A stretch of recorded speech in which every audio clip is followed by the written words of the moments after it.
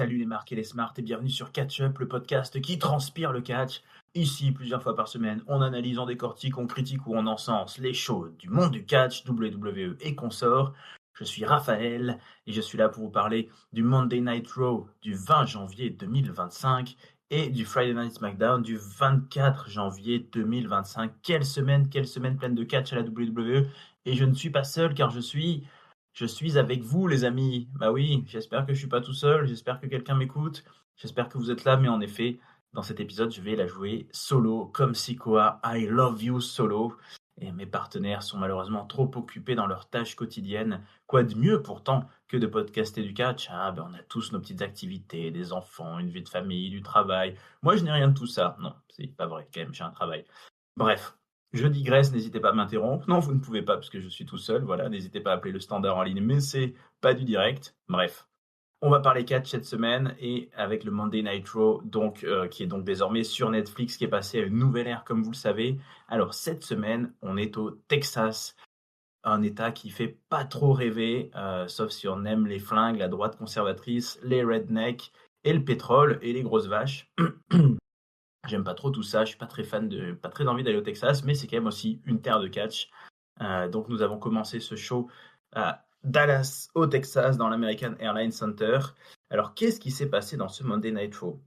C'est une période un petit peu particulière, puisque dans quelques semaines, quelques jours même, nous allons arriver au Royal Rumble, et on a déjà plein de beaux mondes qui s'est annoncé, comme John Cena, comme CM Punk, comme Roman Reigns.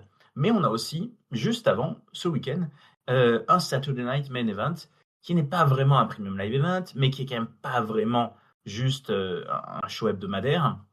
Et justement, la soirée est ouverte par Jey Uso qui va affronter Gunther au Saturday Night Main Event pour le titre de champion du monde. Donc voilà, il y a une promo. Jey Uso vient nous vendre un petit peu sa prestation et nous dire qu'il va devenir champion. Gunther arrive assez vite pour l'interrompre. Voilà, il y en a un qui dit qu'il a les fans de son côté, et qu'il a déjà fait du main event à WrestleMania. Voilà, et Gunther, lui, il dit plutôt que Jey Uso n'a aucune chance de gagner. Donc voilà, ça se toise.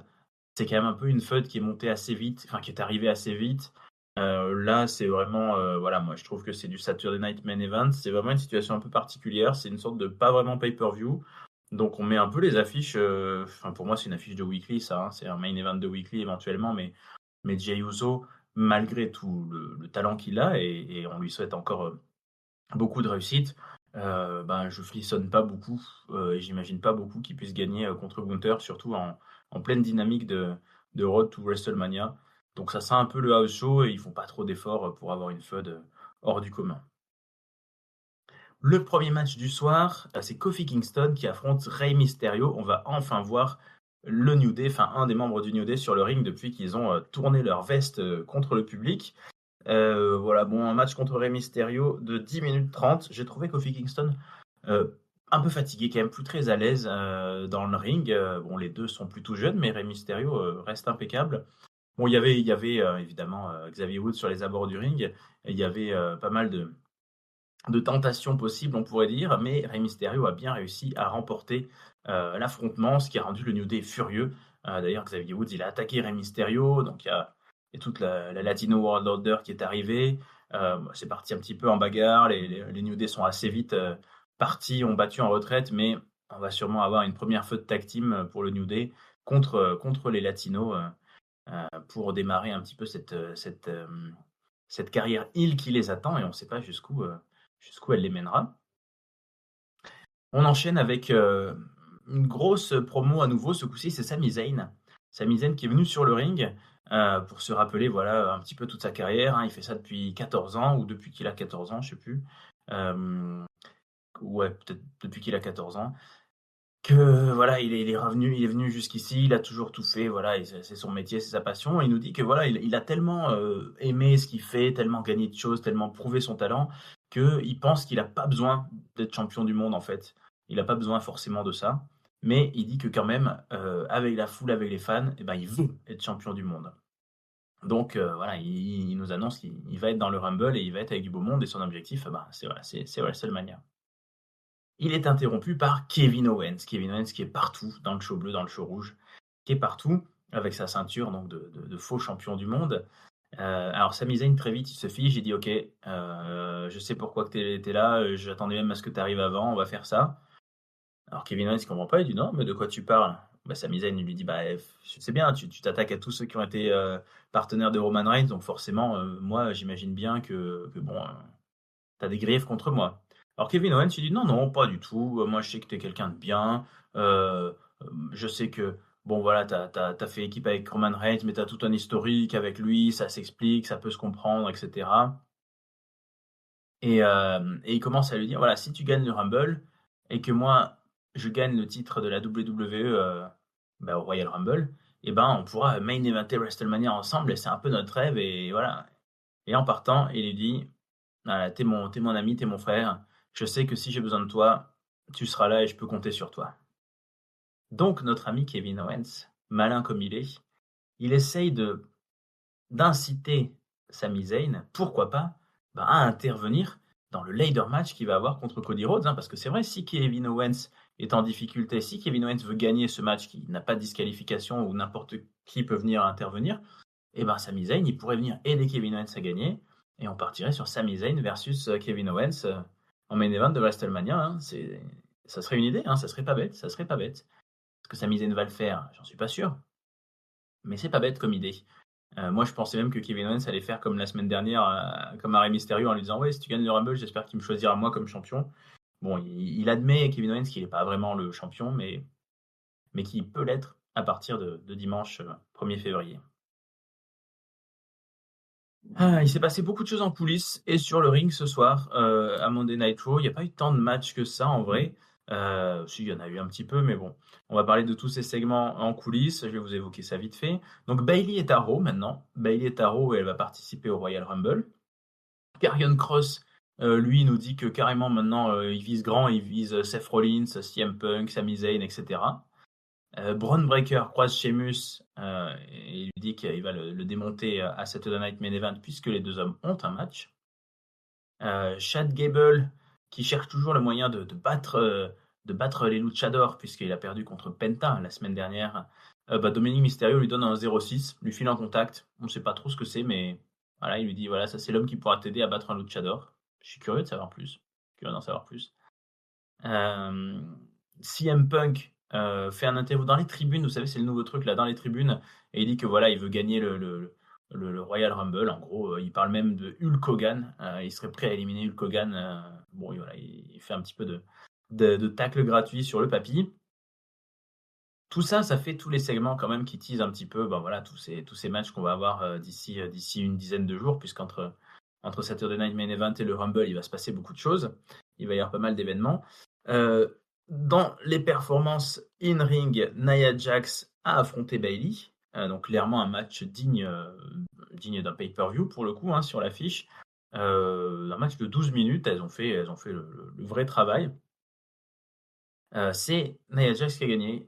Sur la fin, la séquence finale était un petit peu téléphonée, j'ai trouvé, mais voilà, elle s'est assise sur elle, elle a fait l'annihilateur, elle s'est écrasée sur Bayley et Bayley a perdu, donc Bayley elle démarre mal.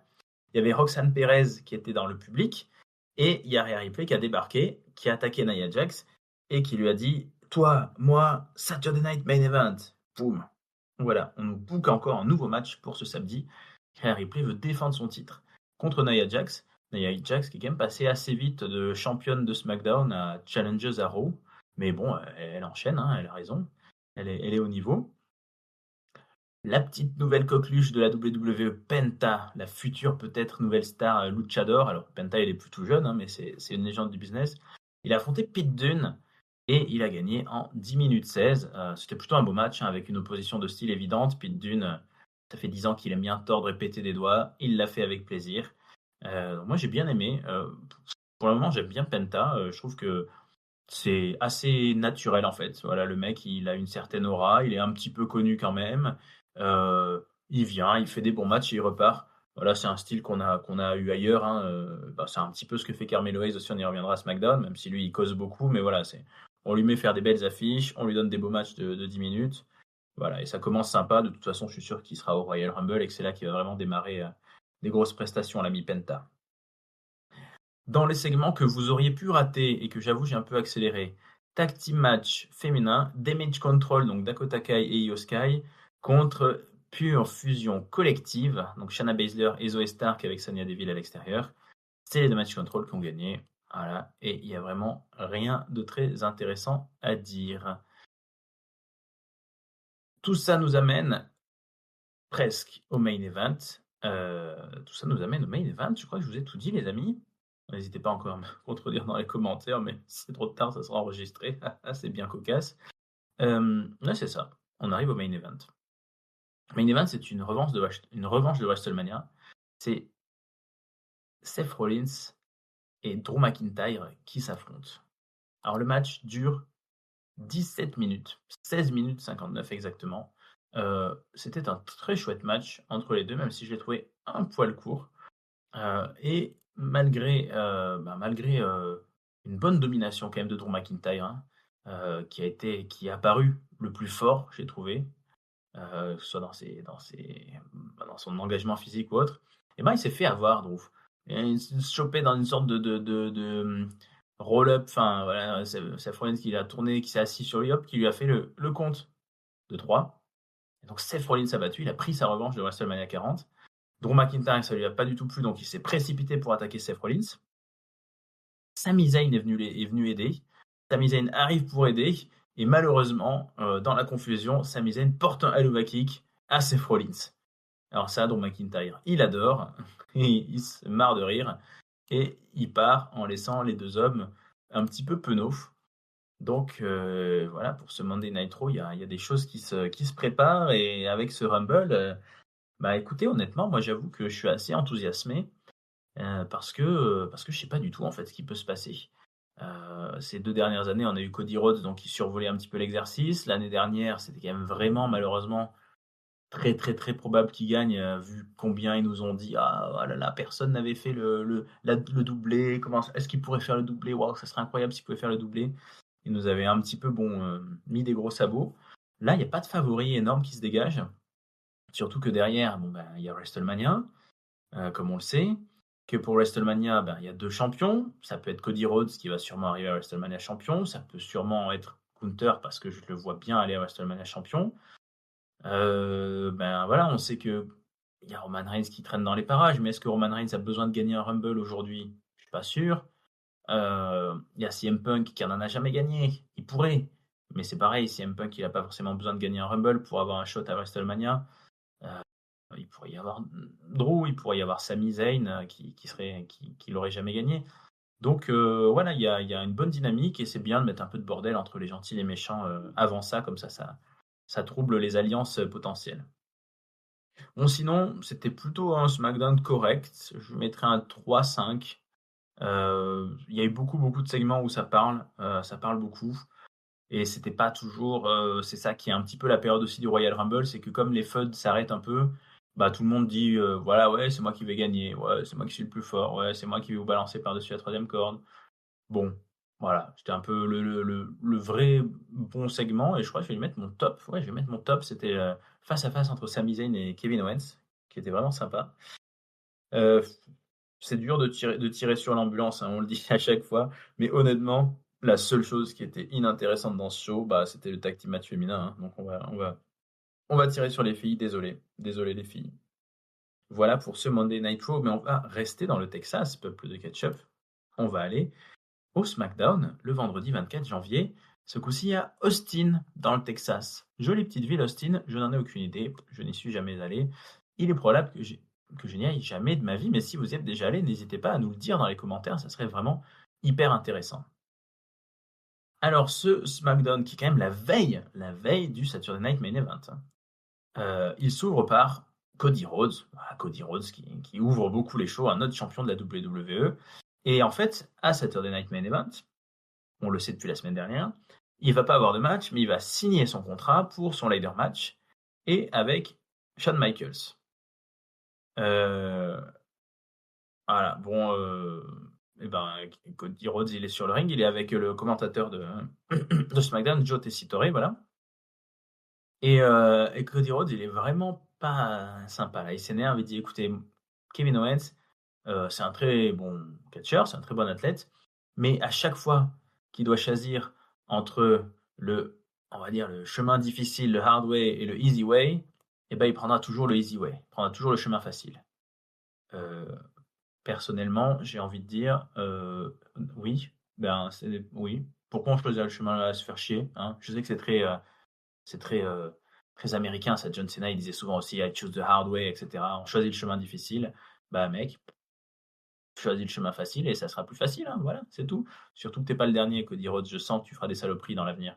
Mais bon, il nous dit voilà, Kevin Owens, voilà, il choisit le chemin facile. Et en plus, c'est tellement pas vrai parce que Kevin Owens, avec la carrière qu'il a, tous les matchs de barbare qu'il a fait contre des Roman Reigns, contre d'autres, il choisit pas le chemin facile, non, Kevin Owens. Mais bon, voilà, c'est facile, c'est le gentil contre le méchant, ça. Donc voilà, il nous dit avec les échelles, la ceinture et tout, voilà, c'est pas possible quoi. On peut pas tricher, on peut pas taper l'arbitre, on peut pas faire par derrière. Il faudrait qu'il y en ait un qui monte et qui redescende avec les ceintures. Et puis Cody Rhodes, voilà, il nous dit aussi qu'il a l'air gentil, il a l'air beau gosse, il a l'air tout ça, mais qu'il peut être méchant, qu'il a quand même battu Roman Reigns, qu'il a battu le Gunther, hein, il parle de Gunther, et il nous dit aussi: j'ai été surtout d'abord et avant tout l'élève de Randy Orton. Donc voilà, Kevin Owens, bonne chance. Il est en train de nous dire que il peut lâcher les chevaux, Cody Rhodes, il peut être méchant. Et moi j'ai bien aimé cette mention à Randy Orton, parce que je suis persuadé, et c'est pas un très gros pari de ma part, qu'un jour on aura une grosse feud Randy Orton contre Cody Rhodes. Et moi-même, je la parierais pour WrestleMania. Ça serait mon pronostic d'affiche pour ce WrestleMania. Si The Rock est pas là, eh ben, c'est une forte possibilité, je trouve. On a ensuite enchaîné par du catch. La scène tag team à SmackDown, elle est assez active, vous savez. Donc les Motor City Machine Guns, ils avaient un match contre Pretty Deadly. C'était plutôt un très bon match. 9 minutes 52. Moi, j'ai beaucoup aimé. La scène tag team à SmackDown, elle est vraiment très chouette là. Bon, il y a 5 équipes, hein, 4-5 équipes, mais on les voit bien et ça tourne bien. Et les Motor City Machine Guns ont réussi à gagner avec leur Skull and Bones. Mais voilà, 10 minutes qui ont été sympas. Il n'y a pas eu d'intervention, il n'y a pas eu trop de bordel, donc c'était plutôt correct. Mais c'était pas le seul match concernant cette division, puisqu'un petit peu plus tard, nous avons eu un match entre Apollo Crews et Johnny Gargano. Alors Apollo Crews, voilà, il navigue un peu dans cette scène tag team, mais il n'a pas de partenaire, donc il fait comme il peut, hein. Mais les Motor City Machine Guns sont venus chercher la merde, eux. Ils sont venus provoquer les DIY, et donc Apollo Crews, il a réussi à battre Johnny Gargano sur un roll-up, et ça a beaucoup énervé évidemment. Et Tommaso Ciampa a essayé de détruire Apollo Crews, mais il n'a pas réussi. Donc voilà, on continue d'avoir des tensions au milieu de tout ça, mais voilà, qu'est-ce qu'il veut Apollo Crews et est-ce qu'il va nous sortir un partenaire des fagots? On ne sait pas, mais c'est plutôt chouette. Moi, j'aime bien voir tout ce beau monde, c'est vraiment positif. Comme vous le savez peut-être, il y a une période de transfert. Alors, c'est vraiment très bizarre cette année parce qu'il n'y a pas de draft. De toute façon, c'est pas la période de la draft, mais il y a ce qu'ils appellent la fenêtre des transferts. Et petit à petit, on apprend qu'il y a des transferts. Donc, on a appris que Bayley était à Raw. Et là, le Miz est à SmackDown et il apprend que, avec Nick Aldis, il apprend qu'il est lui aussi transféré à SmackDown. Alors, il savait pas. Et surtout, il dit, mais mince, mais les Wyatt Six, ils sont à SmackDown. Ils ont été transférés aussi. Nick Aldis, il dit, ouais, tu vas te faire des amis assez vite. Sauf qu'on ne verra pas ni le Miz ni les Wyatt Six. Ça reste un grand questionnement, ces Wyatt Six, on les voit quasiment jamais, mais ils sont là, ils rôdent, ils flottent. Juste après ça, on enchaîne et on voit Kevin Owens qui arrive par le public. Il est très très énervé et il demande au fameux Joe Tessitore là. Il dit pourquoi t'as interviewé Cody Rhodes, pourquoi pas moi, pourquoi tu m'interviewes pas, pourquoi c'est pas moi le champion et tout.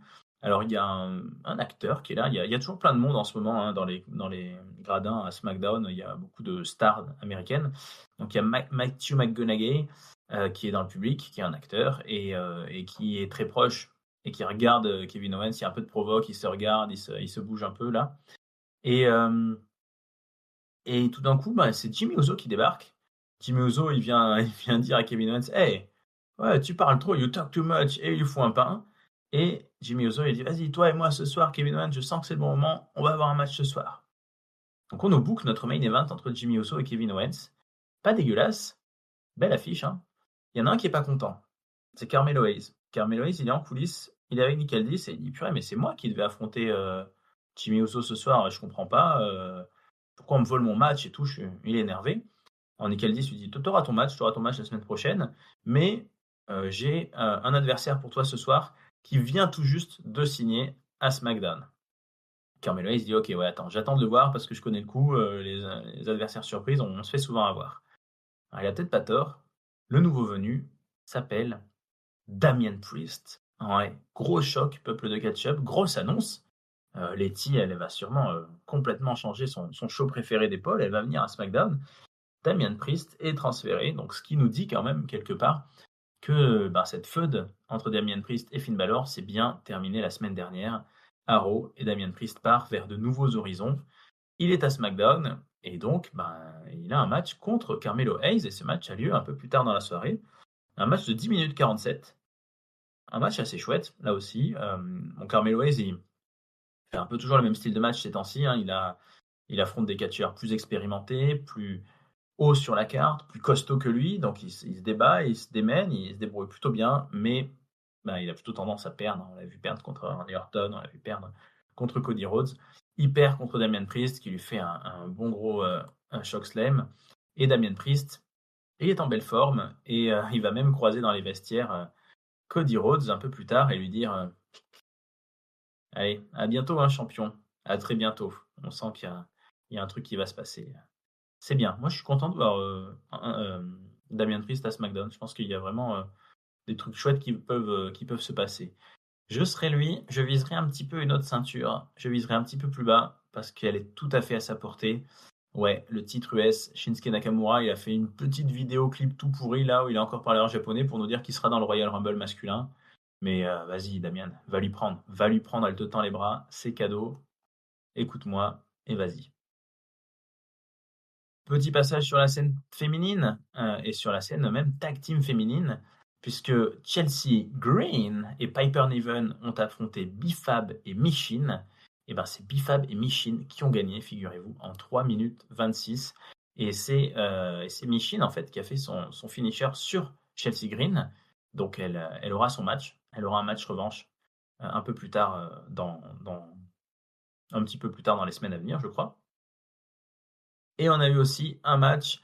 Alors en fait, on a eu un gros segment un peu long où Tiffany Stratton, la championne, est venue sur le ring. Et puis elle nous dit voilà, le Royal Rumble, qui que soit la gagnante, je suis pas très inquiète. Elle est interrompue par Rhea Ripley. Rhea Ripley qui n'est pas à SmackDown normalement, hein, mais qui vient nous dire qu'en gros, elle va détruire Nia Jax à Saturday Night Main Event. Nia Jax débarque avec Candice LeRae. Voilà, ça part un petit peu tout le monde se provoque, tout le monde se met sur la gueule. Bianca Belair et Naomi arrivent aussi pour dire qu'elles seront dans le Royal Rumble aussi. Liv Morgan et Raquel Rodriguez arrivent aussi. Bagarre générale donc. Et match à 6. D'un côté, on a Liv Morgan, Nia Jax et Candice LeRae. De l'autre, on a Bianca Belair, Naomi et Rhea Ripley. Bon, ça fait un peu de bordel. Il y a même du monde à l'extérieur encore, hein, puisque voilà, il y a beaucoup de filles dans cette histoire et c'est les méchantes qui gagnent, quand même. C'est, Liv Morgan qui arrive à placer un crucifix pin sur Bianca Belair et donc victoire au bout de 12 minutes 13, un petit peu long, de la team Candice LeRae, Liv Morgan et Nia Jax. Il y avait Raquel Rodriguez, hein, qui était là pour distraire, pour déconcentrer ses adversaires. Donc voilà, c'était un peu un booking pour nous expliquer que tout le monde sera dans le Rumble et que tout le monde, il y a de la compétition et que ça va être le gros bazar et que ça va être bien, mais bon, il faut y croire quand même. Je vous ai parlé d'Apollo Crews, je vais vous parler maintenant de ceux que l'on ne peut plus vraiment appeler la Bloodline, hein. Tama Tonga et Jacob Fatu, ils errent, surtout que Solo Sikoa sera toujours pas là ce soir. Jacob Fatu, il affronte Braun Strowman à cette Saturday Night Main Event. Ça va être un très gros match. Mais avant ça, Tamatonga affronte LA Knight. LA Knight versus Tamatonga. Voilà, LA Knight qui prend un peu le micro avant que ça commence pour leur dire en gros qu'il peut leur péter la gueule à tous les deux et que c'est lui la méga star, comme d'habitude. LA Knight, dans cet affrontement qui est pourtant un peu difficile pour lui, hein, parce que Jacob Fatu le surveille à l'extérieur, LA Knight l'emporte au bout de 12 minutes 06. Il arrive à placer son finisher, son BFT sur Tamatonga, mais il n'a pas le temps de célébrer puisque Jacob Fatu vient l'attaquer, vient le détruire. Mais Braun Strowman débarque, ça se toise un peu, ça se regarde entre les grands Golgoth. Braun Strowman réussit à envoyer Jacob Fatu à l'extérieur du ring et Tamatonga qui joue la Tamatonga qui joue plutôt le rôle du médiateur, qui intervient pour calmer Jacob Fatou, voilà, pour lui dire: «Attends demain, tout va se passer demain, vas-y, on fait une retraite stratégique» et c'est ce qui se passe. Je vous ai parlé de Damian Priest qui a battu Carmelo Hayes aussi, donc on avance bien dans ce show. On apprend donc que Michin va affronter Chelsea Green bientôt. On apprend que Austin Theory et Grayson Waller sont transférés à Raw, au grand désarroi du Miz qui espérait avoir trouvé des copains. Bah, ils sont partis. Le Miz qui va essayer aussi de proposer à Andrade de devenir son manager, mais Andrade n'a pas l'air de vouloir. Bref, il se passe beaucoup de choses et on apprend que Nick Aldis annonce que les Motor City Machine Gun, ils vont avoir leur revanche contre DIY pour le titre par équipe. Et ça sera au Royal Rumble. Et ça sera un 2 out of 3 falls. Donc ça va être un bon gros match à l'ancienne, un peu style NXT. Ça devrait être chouette. Ça devrait être chouette. Le main event, c'est Kevin Owens contre Jimmy Uso. Sauf que Jimmy Uso, il se fait attaquer en arrivant par Carmelo Hayes. Vraiment très très vénère. Ça te fait piquer son main event. Bon, la sécurité arrive à le dégager. Voilà, le match peut commencer. Kevin Owens versus Jimmy Uso. Une belle affiche, hein, 13 minutes 44. Voilà, il se passe pas mal de choses de part et d'autre, des super kicks à tir larigot. Et Kevin Owens arrive à placer au final un pop-up powerbomb et désormais il gagne à nouveau avec ça. Il remporte le match contre Jimmy Uso. Ça lui suffit pas, donc il continue de tabasser Jimmy Uso. Il l'emmène sur la table des commentateurs et il se met en position pile driver. Il veut le tuer à lui aussi, mais il n'y arrive pas parce que Cody Rhodes débarque et ça finit en bagarre contre Kevin Owens juste avant la signature de contrat qui a lieu le lendemain. C'est pas sous les meilleurs auspices que ça démarre. Mais c'est ainsi que se finit ce show. Un SmackDown très rempli, c'est le format à 3 heures, il faut s'y habituer. Il y a quand même 7 matchs, c'est énorme. Et il y a beaucoup de matchs pas hyper intéressants quand même. Bifab et Michin évidemment. Candice LeRae, Liv Morgan, Nia Jax, tout ça, c'était pas incroyable. Apollo Crews Gargano, c'était très court. On a quand même 4 matchs pas trop mauvais. Le match tag team avec les Motor City Machine Gun au début. Les Knight Tamatonga, c'était pas incroyable, mais ça va. Damian Priest, c'était assez sympa contre Carmelo Hayes. Le final était assez bien. Le final, Kevin Owens, Jimmy Uso, c'est deux mecs qui savent très bien travailler sur le ring. Par rapport à Raw, je trouve que ça a manqué quand même de prestige, de frisson, de se dire waouh, on est dans la big league, là on est en train d'aller vers WrestleMania, on va vers le Rumble, tout ça. C'était plus un peu de remplissage de la carte de la mid-card, et puis surtout avec ces histoires de transfert, on voit débarquer des mecs, voilà, on sait pas trop. Damian Priest, il est là finalement, donc on est un petit peu perplexe, je trouve. Donc moi je mettrais un 2,75, ça va pas jusqu'au 3. C'est beaucoup de catch, mais pas forcément toujours de grand niveau. Et mon top, mon top, je vais le donner à Damian Priest, voilà, bienvenue à SmackDown, ça fait plaisir. Profite, éclate-toi. Et mon flop, il n'y a pas beaucoup de choses qui m'ont profondément déçu, mais il y a un ensemble qui n'était pas terrible. C'est vraiment pas cool si je dis encore les filles, alors que je vais dire, oh, vous allez trouver que je suis un petit peu machiste. Mais je vais mettre un flop à Shinsuke Nakamura. C'est facile aussi, mais bon, il est champion et on le voit jamais. Juste pour nous dire qu'il sera au Rumble. Non, non, non. Bouge le cul un petit peu, Shinsuke, s'il te plaît. Merci. Voilà, c'est ainsi qu'on finit une semaine pleine de catch, les amis. J'espère que ça vous a plu de m'entendre raconter tout ça. C'est jamais un exercice facile. J'espère que vous êtes encore là. Si vous êtes encore là sur YouTube, n'hésitez pas à mettre Raphaël Lié dans les commentaires pour me soutenir. Et puis, voilà, Saturday Night Main Event arrive. Donc, je rappelle les affiches. Saturday Night Main Event, on a Jey Uso contre Gunther pour le champion du monde poids lourd. On a la signature de contrat entre Kevin Owens et Cody Rhodes par Shawn Michaels. On a Rhea Ripley contre Nia Jax, quand même. Une bonne grosse affiche qui nous est sortie. On a Bron Breakker contre Sheamus pour le titre intercontinental. Et on a, il m'en reste un, Jacob Fatu contre Braun Strowman, qui risque d'être assez impressionnant aussi. Donc, on va parler de tout ça très vite, et j'espère que ça vous plaira.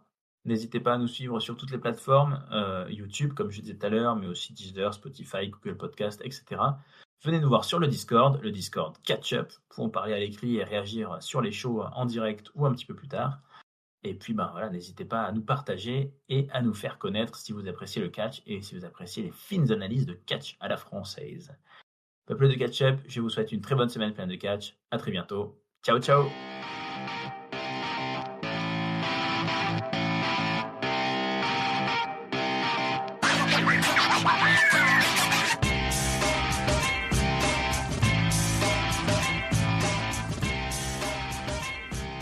Et on n'oublie pas qu'on aura un Premium Live Event en France cette année. Cocorico!